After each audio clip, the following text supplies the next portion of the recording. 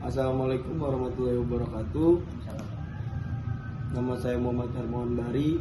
Di sini saya akan mewawancarai salah satu teman saya, yaitu silakan diperkenalkan. Halo, assalamualaikum warahmatullahi wabarakatuh.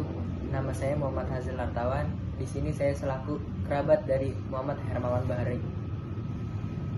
Nah, jadi gini aja, kita kan udah ngelewatin masa pandemi ini sudah sampai berbulan-bulan. Kita ngelakuin aktivitas di rumah kayak anak sekolah, kuliah, bahkan sampai yang kerja pun ada yang dari rumah melalui online kan. Nah, selama kita di rumah kan otomatis imun kita tuh pasti menurun karena kita jarang beraktivitas di luar rumah, jadi kayak jarang olahraga atau sebagainya. Nah, Azal tuh selama di rumah tuh apa sih yang bisa dilakuin supaya tetap positif dan sehat selama masa pandemi ini? Kalau gua pribadi, gua ngelakuin yang namanya itu olahraga di rumah. Nah, selain itu juga paling gua kalau misalkan keluar rumah sekarang yang biasanya tuh setiap hari, sekarang cuma kalau seperlunya aja, kalau yang penting-penting mendadak. Nah, keluar juga itu benar-benar namanya mematuhi protokol kesehatan dengan cara pakai bawa hand sanitizer, pakai masker, kayak gitu-gitu.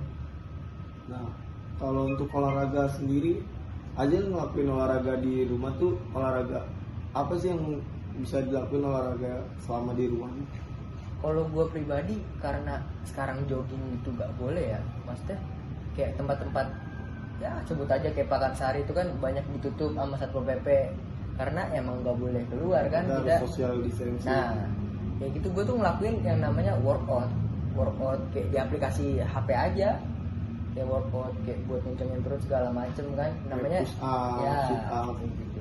Dan itu juga gue diseimbangin sama yang namanya makan makanan bergizi, kayak sayur mayur segala macem kan, terus juga minum susu yang cukup. Nah, kalau untuk supaya kita tetap pikiran kita nggak stres atau jadi kita tetap, maksudnya kita jadi bisa lebih fresh pikiran kan, bukan cuma badan tapi pikiran juga kan Ya. harus dijaga juga biar nggak stres karena masa pandemi. Kita kan pasti bosen tuh di rumah. Nah, apa sih yang biasa dilakuin sama yang di jalan sama aja selama di rumah ini supaya tetap nggak, maksudnya pikiran tuh tetap fresh, tetap nggak stres gitu? Kalau gue tiap hari rutinitas gue tuh kalau nggak buka Instagram, buka TikTok. Jadinya tuh TikTok udah bener-bener mendarah daging ya, asli dah. Kayak bener-bener ngeliat ya Di fresh ya, fresh lah, asli. dari TikTok tuh Bener-bener tuh. Terus juga di Instagram yang biasanya nongkrong segala macam cuma bisa live, terus di WhatsApp cuma bisa video call sama yang lain, kayak gitu-gitu aja itu ya, insya Allah lah buat gua kayak lebih fresh lah, nggak terlalu bete gitu jalanin hari. soalnya jadi kita bisa kayak nongkrong online. Nah iya benar, lewat karena WhatsApp. apalagi ada aplikasi Zoom ya kan. Ya jadi mungkin kesimpulannya tuh kita tetap, walaupun kita di rumah tuh kita tetap olahraga, walaupun kita nggak bisa olahraga yang berat, yang penting kita berkeringat di rumah. Terus kayak makan tadi yang aja bilang aja, makannya sehat, yang dijaga, makan jangan sembarangan supaya imun kita tetap kuat. Terus kayak ya mungkin kita biar supaya otak nih fresh, nggak stres mikirin karena kita nggak bisa keluar rumah, itu kita selingin dengan kayak ngibur diri dengan nonton film-film kayak gitu mungkin ya, sama keluarga kita sendiri. Nah, coba kasih saran nih buat di luar sana yang masih suka keluar rumah, nggak pakai masker, nggak pakai sanitizer. Jadi saran gua buat orang-orang di sana yang mungkin belum sadar apa itu bahayanya corona. Ini bahaya banget men. Udah beribuan bahkan ratusan juta orang yang meninggal karena ini pandemi ini penyakit ini. Jadi jangan dianggap enteng lah. Lu pada boleh keluar rumah asal itu bener-bener yang kepentingan mendadak aja, kepentingan benar-benar mendesak kayak gitu. Terus juga lu atur lah pola makan lu. Lu sayur mayur lu selingin aja. Yang penting kita keluar rumah tetap ikut taat sama protokol kesehatan yang diterapin sama pemerintah. Mungkin segitu aja wawancara kali ini. Makasih banget nih udah diberi kesempatan buat diwawancarai. Iya, nggak apa-apa, sama-sama. Assalamualaikum warahmatullahi wabarakatuh. Nama saya Muhammad Hermon Bari, saya dari Prodi Hubungan Masyarakat 2019. Nah, di sini, Waalaikumsalam warahmatullahi wabarakatuh. di sini saya mau mewawancarai Kak Devanta tentang pandangan beliau agar tetap produktif dengan PJJ.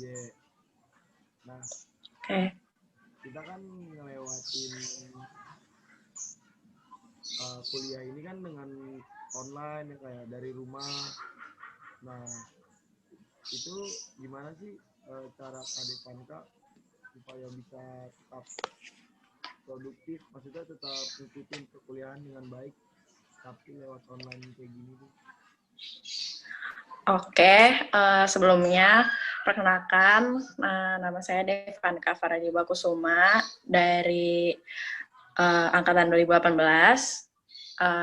Kalau untuk menjaga produktivitas pas PJJ itu lebih kayak ke bisa ngatur jadwal aja sih, sama maksudnya kayak kan biasanya kalau PJJ kayak gini anak-anak sukanya kayak begadang, terus banyak tidur atau mereka malah banyak main. Sebenarnya harusnya dikontrol sih yang kayak gitu biar apa yang dipelajarin tetap masuk. Terus juga kayak kalau misalnya absen kelas nggak telat, kalau mau join Zoom nggak telat. Jadi gimana caranya ngatur waktu aja sih sebenarnya.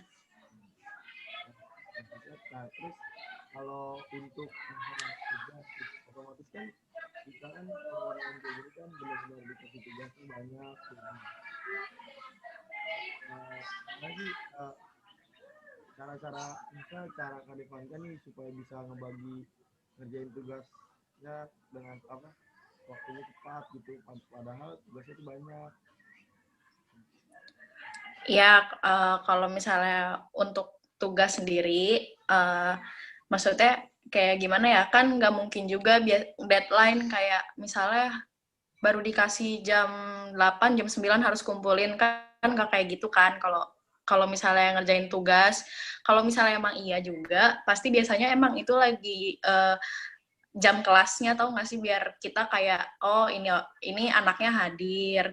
Nah, kalau misalnya untuk ngerjain tugas kayak gitu, kalau misalnya emang bisa, jangan dimepet-mepetin pas udah deadline ngerjainnya. Kalau bisa ngerjainnya itu pas tugasnya ada, langsung kerjain. Kalau sempet, kalau misalnya nggak sempet ya besoknya kayak gitu. Tapi jangan pas mepet deadline juga, nanti yang ada malah keteteran.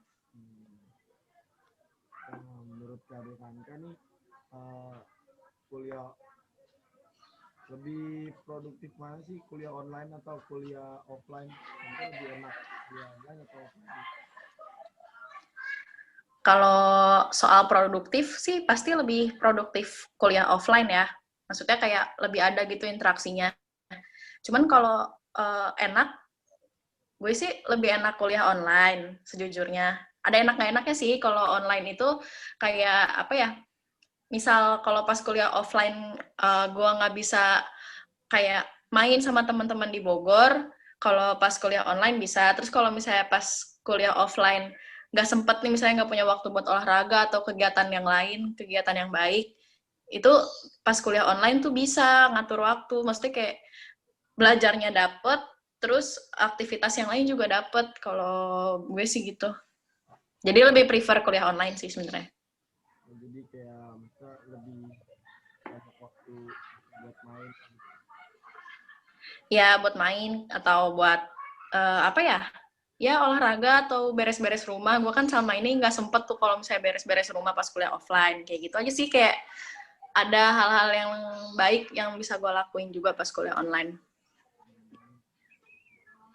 Ya udah Kak, ini segitu aja nih. Oke. Yang mau gue tanyain. Makasih ya udah ngeluangin waktunya buat diwawancara. Sama-sama. Assalamualaikum. Waalaikumsalam.